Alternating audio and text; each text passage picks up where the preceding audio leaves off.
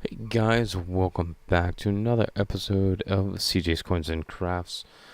This episode is going to be a multi-part video. I wanted to do part one, so let's jump right into it. And this is about mint marks and mint mark placement. So for this episode, we are going to go through pennies and we're going to go through nickels only, and we're going to talk about all the mint marks and the placement for those particular coins. So I'm just start off. I am going to start, yeah, as far as the pennies. I am going to start with the small cents. I'm not going to do the large cents. I'm just going to start with the small cents and work my way up. So the first small cent that we had was the Flying Eagle. So this is what the Flying Eagle looks like. And these were minted in a lot of the early years of coinage was all minted at Philadelphia. So almost all of these coins that are minted in Philadelphia will not have any mint mark. That is generally, and we'll come back to that later, that is generally the way that you can tell that a coin has been minted in the Philadelphia Mint is when there is no mint mark designating. And again, in the early years, Philadelphia was the only one that was minting these coins, so you didn't need to have mint marks to designate the different mints. So 1856 to 1858 was the Flying Eagle, all Philadelphia, no mint marks. Oops. The Indian Heads. The Indian Heads came after the Flying Eagles, and for almost their entire series, they also did not have any mint marks, with two exceptions. And that was the 1908 and 1909. The 1908 and 1909 had the S mint mark possibility on those years, and the mint mark would have been right underneath the bow right here on the bottom. So I'm actually gonna get my pencil right here. It's actually going to be right here underneath the bow is where you would see the S mint mark for the 1908 and the 1909 Indian Heads. After the Indian Heads came the wheat, or the wheatie as we call it, and I can't hold on to coins. So 1909 was the first year that the wheatback came about, and these the wheatbacks up to including through 43, up until the memorials, the 58 that had the wheat reverse. The mint marks are all located right here, almost underneath the date. So the mint mark can be anywhere underneath the date, all the way over to his vest. So anywhere in this area right here, the mint mark could actually be punched. So I've never seen anything. I haven't yet. How about let's say that I haven't yet seen any mint marks that are outside of these bounds. So anything as far as where the mint mark is located. My camera wants to focus so bad.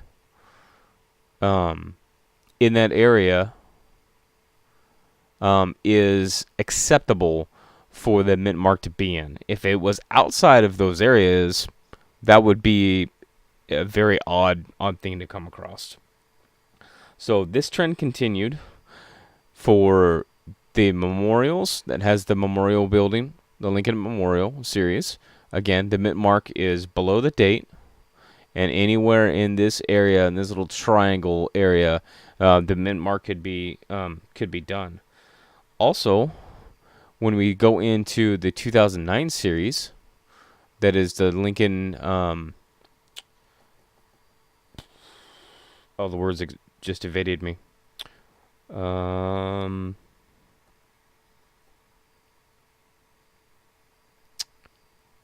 man.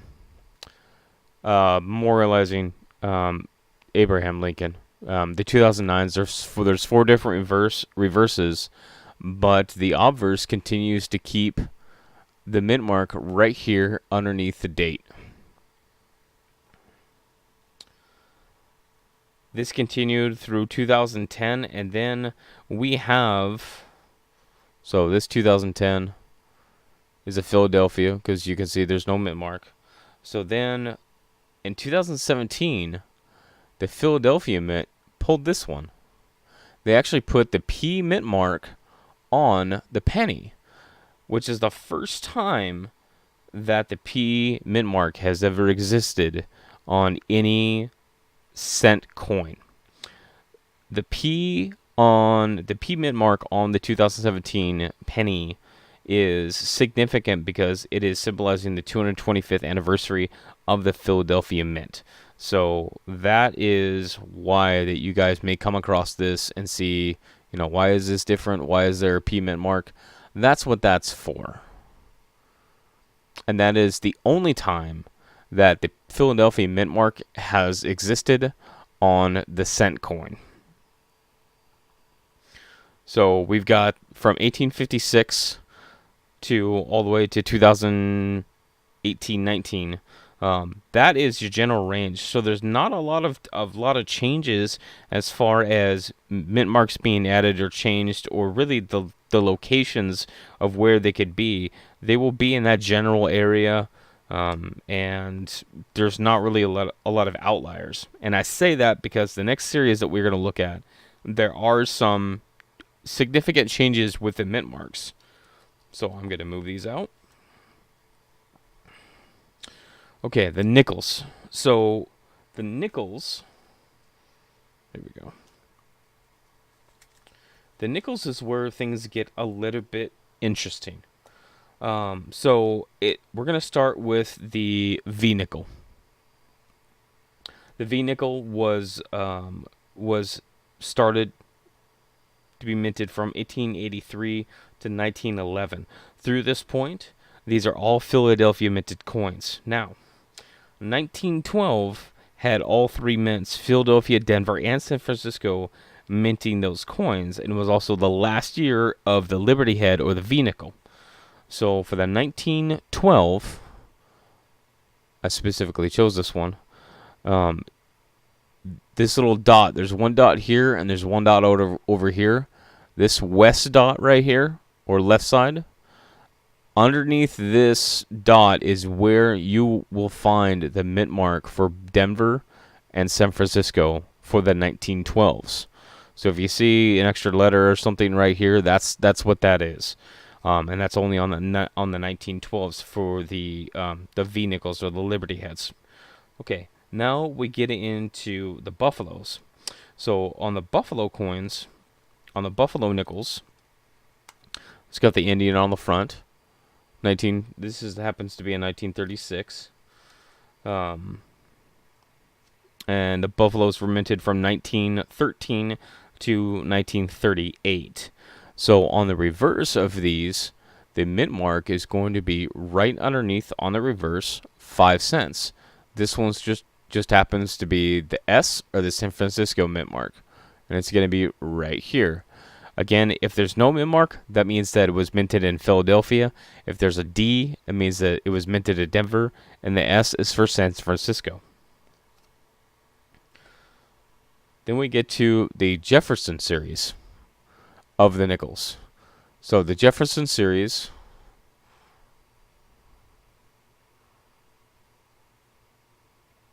this happens to be in 1938, and if I flip it over, you'll see no mint mark, which means that this was minted in Philadelphia.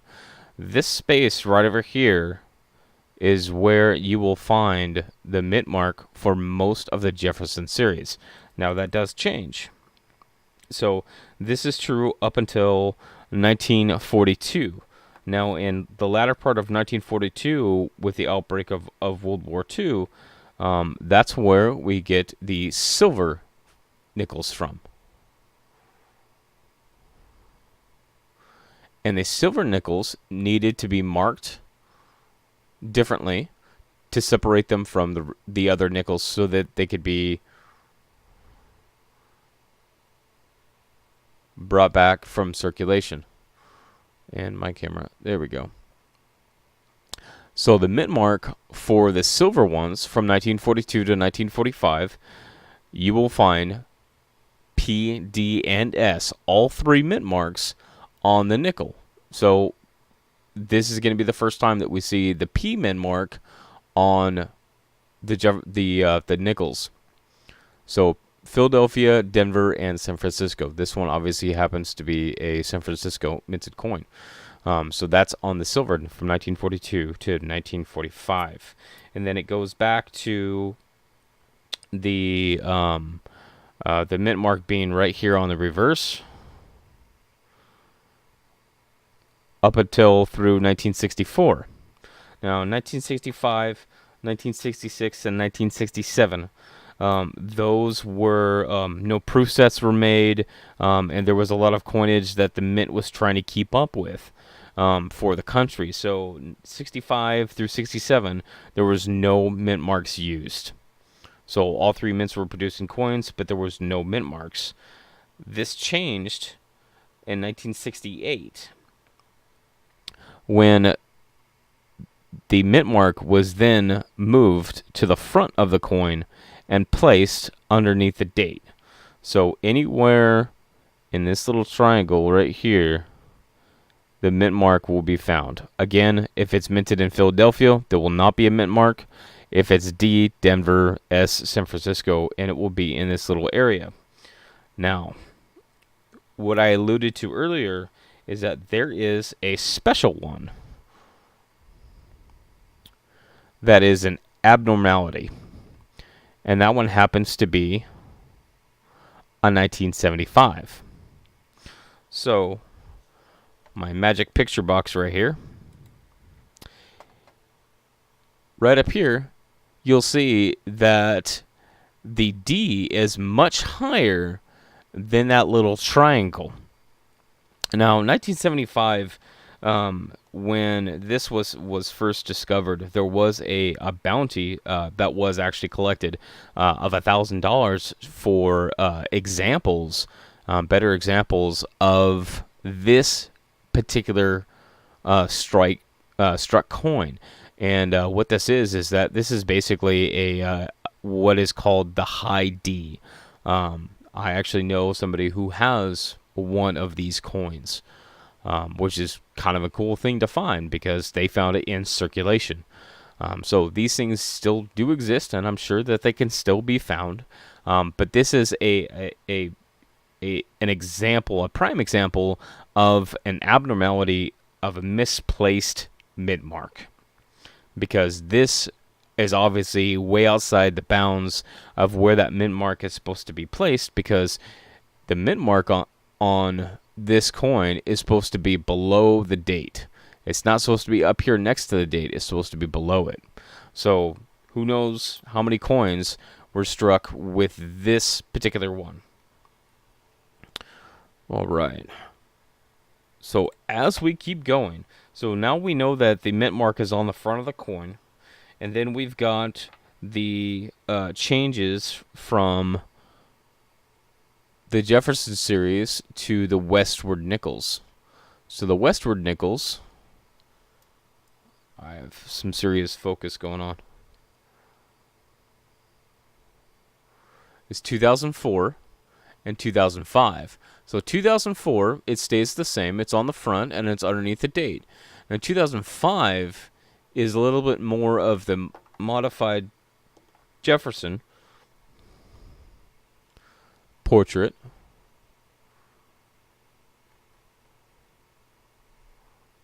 Come on.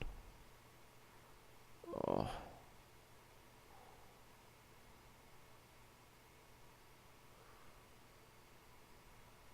Where the mint mark is now underneath Liberty, and the date is on the lower part of the coin.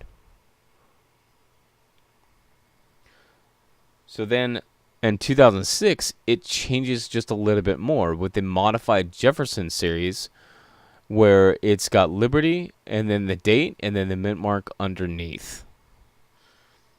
And that continues through 2014 and 2018, where the mint mark is underneath. So this one carries the Philadelphia mint mark on it.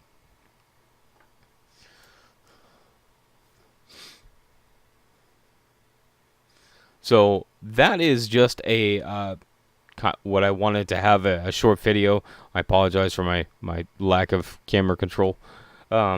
Of the mint marks and the mint mark acceptable areas on both the basically the cents and the nickels for those two series, with the abnormality being the 1975 high D on the Jefferson nickels.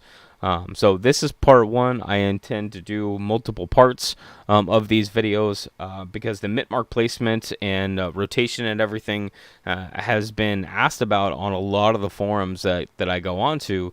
And really, as long as they are basically upright and in those designated areas, they will pass as being within tolerance.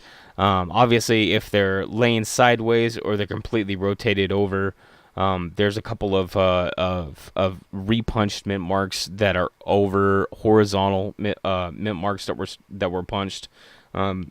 Those are going to be abnormalities, but there's only a few of them.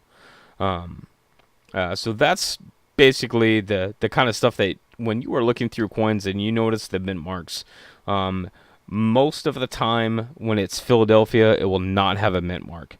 If it's Denver or San Francisco, it will always have a mint mark.